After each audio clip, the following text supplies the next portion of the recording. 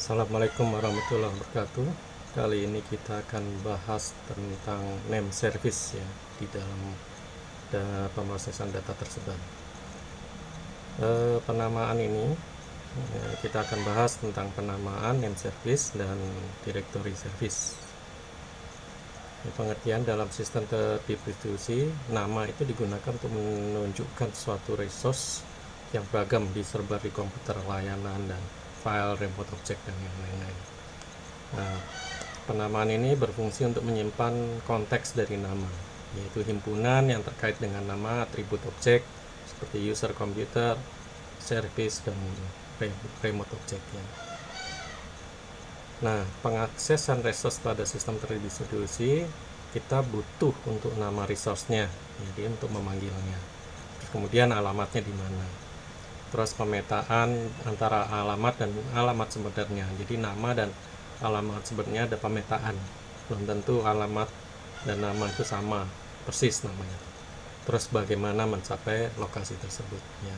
Itu gunanya untuk penamaan ini, akses resource. Jadi pemanfaatan penamaan ini adalah untuk komunikasi, misalnya domain sebagai bagian dari email, jadi alamat email misalnya seperti itu.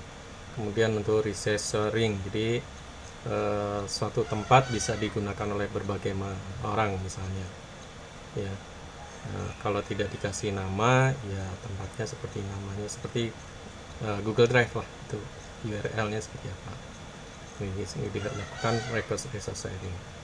Kemudian lokasi independence, jadi kalau lokasi database-nya berubah dan semuanya tidak menuntut perubahan nama, jadi independen terhadap nama. Jadi manfaatnya seperti itu. Security-nya adalah jika sebuah nama dipilih secara acak, maka nama tersebut hanya diketahui oleh dari legitimate source. Jadi seorang mengetahui nama objek itu kalau memang dia diberitahu, kalau tidak ya tidak bisa mencari nama itu ya. Jenis nama ada pure name ya, nama yang tidak perlu diterjemahkan karena pada nama tersebut sudah menunjuk alamat objek langsung, contohnya IP ya. Dan pure name dalam nama mengandung suatu informasi atribut misalnya, jadi seperti contohnya URL ya, alamat email, itu ya tidak pure ya. Nah, istilah dalam penamaan adalah ada name resolution, nama yang ditranslasikan ke data tentang resource atau objek tersebut. Binding, pengikatan antara nama dan objek, diikat, dibound ke atribut dari suatu objek tertentu. Address, nama dari sebuah entitas yang sistem terdistribusi. Alamat itu ya, address ya. Atribut, nilai properti dari satu objek. Contoh pemetaan atribut DNS memetakan nama ke atribut alamat IP host. Jadi antara nama dan IP host dipetakan. Contoh lain X500 directory service memetakan suatu nama seseorang ke beberapa atribut seperti email, telepon, dan sebagainya. Jadi kayak nama kontak ya. Cobra naming service yang memetakan nama remote object ke remote object reference. Jadi udah objeknya remote ke remote-nya lagi. Nah, ini contoh URL bisa diterjemahkan seperti ini. Jadi kalau kita lihat DNS-nya seperti berapa, terus kemudian di sini ada port number-nya, terus di sini ada filenya. Jadi ini network-nya di mana, terus kemudian port socket-nya berapa, terus kemudian ambil file di file server berapa. Ini namanya. Jadi URL itu merupakan suatu tipe khusus Uniform Resource Identifier. Jadi namanya sudah umum ya. Tipe lain ada URN ya, Uniform Resource Name. Intinya user dapat melakukan query berdasarkan URN untuk mendapatkan URL objek. Jadi namanya doang yang diambil. Kemudian Uniform Resource Characteristic merupakan subset dari URN, suatu number web dengan atau atribut tambahan di belakang atribut dari URL misalnya ya, seperti itu. Jadi itu bisa mencari berdasarkan nama keywordnya.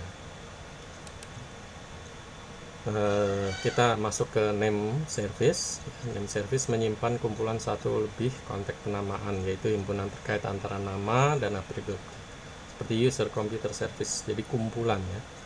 Kebutuhan ini adalah untuk penamaan unik yang standar. scalability di bawahnya, terus konsistensi, jadi konsisten dengan alamat atau apapun yang di, dicantumkan dalam name service. Performance, mudah menyesuaikan terhadap perubahan. Ya, terus kemudian ada juga name service di basis data traceability ini menggunakan dari nama, lokasi, terus kemudian atribut. Ya. Jadi ini dinamakan kalau ada spesifik ya, seperti printer resource-nya, spesifik resource-nya. Yang penting yang harus dimiliki adalah availability, konsistensi, kecepatan yang tadi ya, kompilasi list dari objek kalau resource-nya banyak. Ada dua jenis nama servers, primary name server yang mendapatkan nama membaca file di storage yang dimana file zone, kemudian secondary name server dengan mereplikasi data yang ada di primary server dengan transfer zone, jadi namanya direplicate.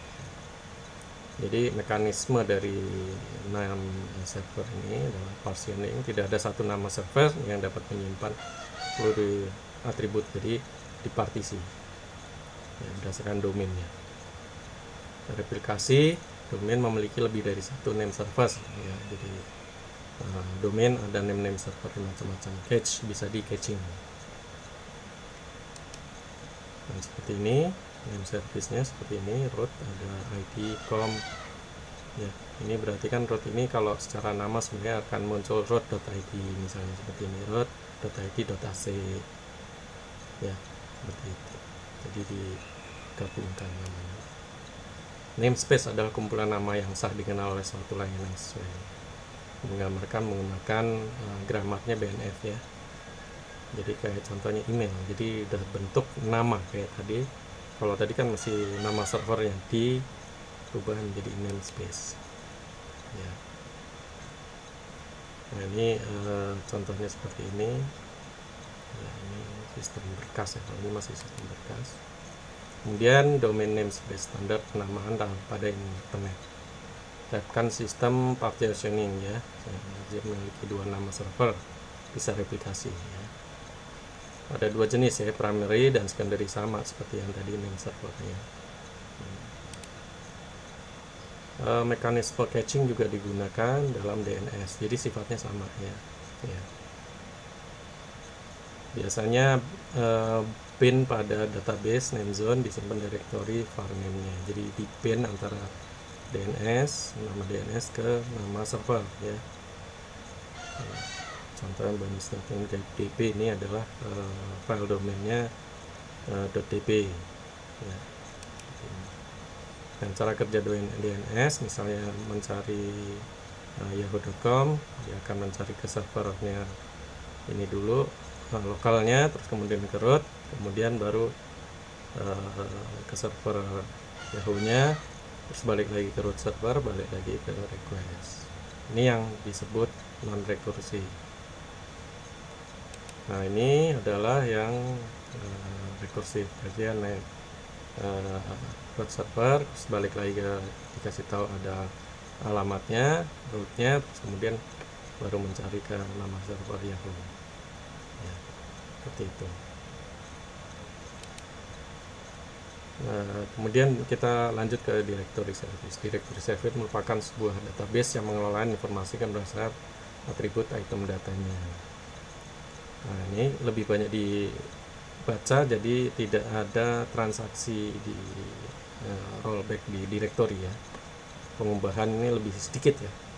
Jadi atribut item directory yang lebih ke itemnya ya, bukan di directory. Nah, directory service ini menerapkan protokol LDAP ya, dengan format atribut item berdasarkan format standar X500 ya. Nah, dokumen yang disepakati RFC 1777. Nah, ini kan namanya seperti ini. DC ya, organisasi unit ya, komponen ya. Jadi bentuknya seperti itu. Database directory hierarki seperti ditunjukkan gambar yang di atas, jadi kayak ya, hierarki kayak tree, menunjukkan sistem menjadikan sebagai root ya. Titik root secara umum adalah domain komponen atau DC. DC-nya apa?